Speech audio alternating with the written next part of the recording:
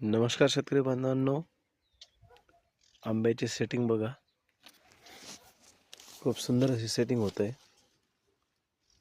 बघा. प्रत्येक म्हणजे बहाराच्या टोकामध्ये फुल हे सेट होताना दिसते आपल्याला.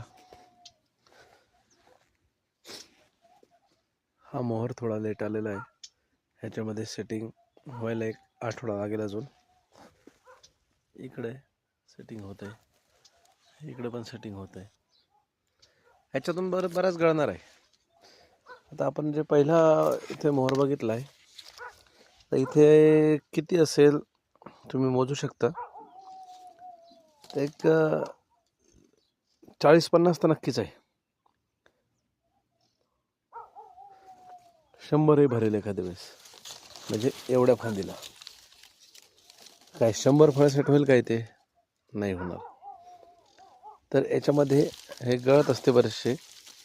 आता बघा, आपण गळ पण बघू खाली.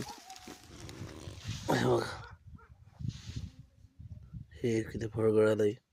आता हे नॉन सेटिंगचं फळ गाळणार आणि इथे 6 ते 7 आंबे सेट होण्याची शक्यता आहे. 6 ते 7 आंबे एका दुरेला जर सेट झाले तर बऱ्यापैकी माल सेट होतो. तर अशा प्रकारे आंब्याचा बाग इथे सेटिंग होत आहे.